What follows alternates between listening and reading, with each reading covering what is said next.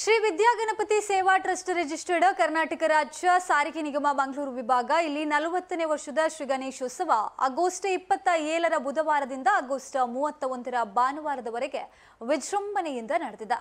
ಮಂಗಳೂರಿನ KSRTC ಬಿಜ್ಜೈ bus ನಿಲ್ದಾಣದ ಆವರಣದಲ್ಲಿ ಧಾರ್ಮಿಕ ಸಾಂಸ್ಕೃತಿಕ ಹಾಗೂ ಪೂಜಾ ಕಾರ್ಯಕ್ರಮಗಳೊಂದಿಗೆ 40ನೇ ವರ್ಷದ ಗಣೇಶೋತ್ಸವ ನಡೆದಿದ್ದು ತಾರೀಕು 27ರ ಬುಧವಾರ ಸಂಜೆ 4 ಗಂಟೆಯಿಂದ 5:30ರವರೆಗೆ ಶ್ರೀಮತಿ ಶಾರದಾ ಶ್ರೀನಿವಾಸ್ ಐಗಾಲ್ ಮತ್ತು ಬಲಗ ಸಂಖ್ಯಾಗುಡ್ಡೆ ಬಿಜ್ಜೈ ಮಂಗಳೂರು ಇವರ ಭಜನಾ ಕಾರ್ಯಕ್ರಮ ನಡೆದಿದೆ.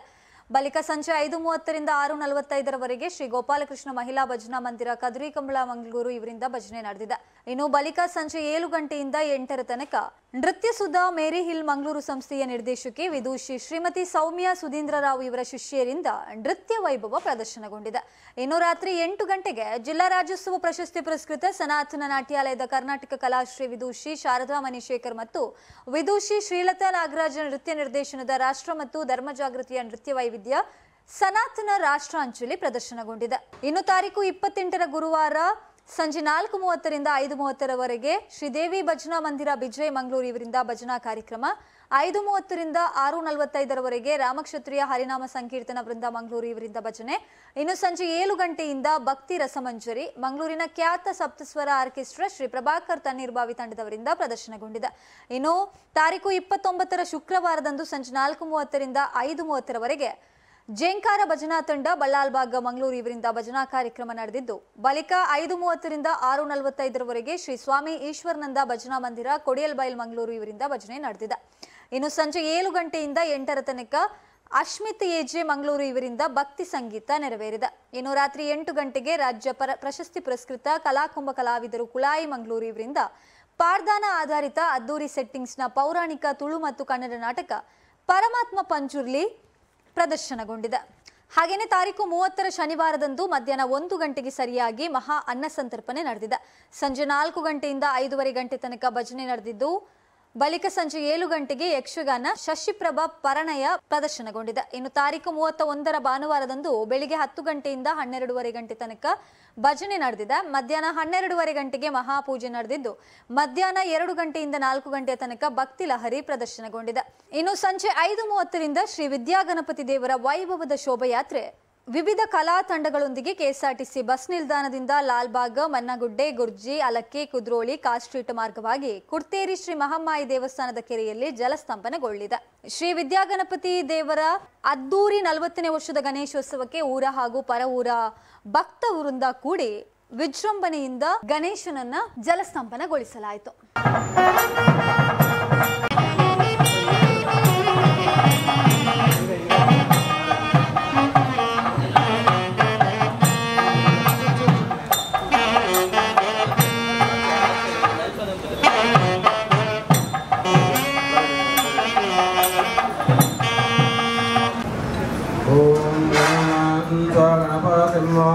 कविं कवीनाम भवत्सवस्तवं ज्येष्ठता जग्निः दुर्गायै नमः क्षेत्रस्सपदेना वयं हितेने एव जयामसे गामश्वं भोषयत्नोदनो महादेवाय त्र्यम्बकाय त्रिपुरान्तकाय त्रिकाग्निकालाय कालाग्नेश्वराय सदाशिवाय श्रीमन् राजाधिराजाय प्रथयथाहिने नमो वयं वै श्रवणाय गौर्महे समे कामान् कामकामाय मह्यं कामेशो वै श्रवणो ददातु कुबेराय वै श्रवणाय महाराजाय नमः पर्याप्त्यानन्द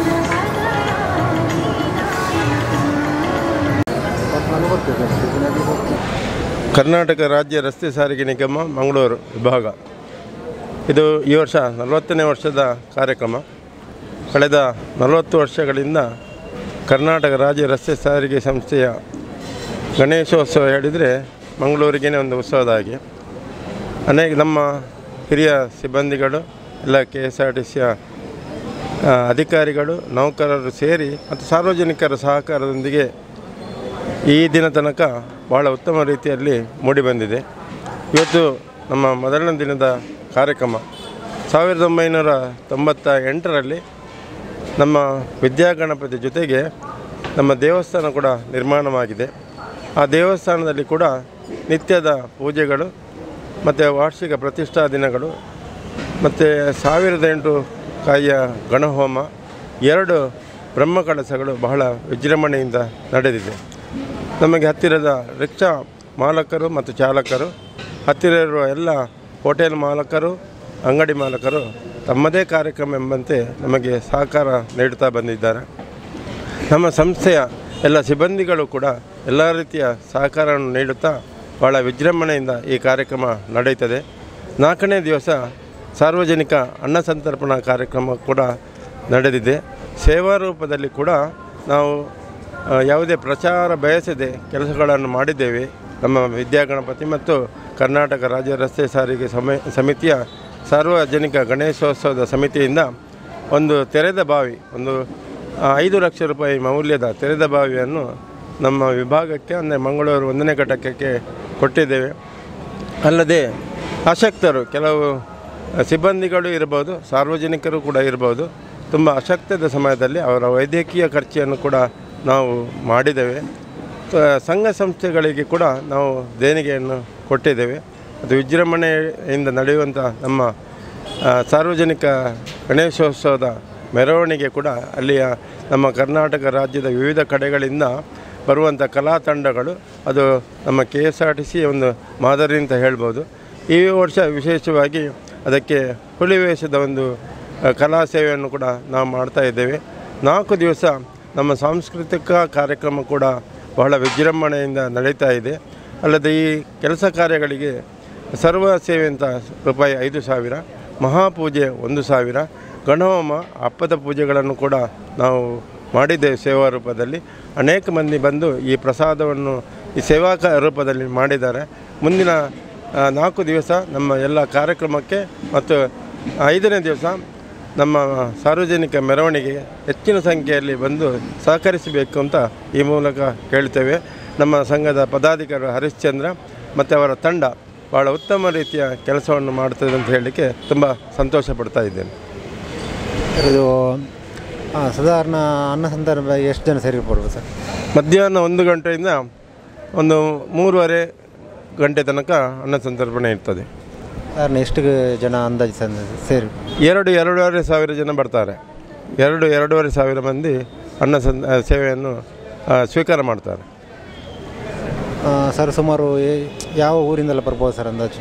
ಅಂದರೆ ನಮ್ಮ ಅನೇಕ ಬಸ್ಸುಗಳು ಬೇರೆ ಬೇರೆ ಕಡೆಗಳಿಂದ ಬರ್ತದೆ. ಇಂಥದೇ ಊರು ಅಂತ ಹೇಳಲಿಕ್ಕೆ ಬರೋದಿಲ್ಲ. ಮಂಗಳೂರಿನ ಆಸುಪಾಸಿನವರು ಮತ್ತು ವಿವಿಧ ಕಡೆಯಿಂದ, ರಾಜ್ಯದ ಅಂತ ಹೇಳ್ಬೋದು. ಅಂದರೆ ರಾಜ್ಯ ಮಟ್ಟಕ್ಕೆ ಬಸ್ಸು ಹೋಗ್ತದೆ.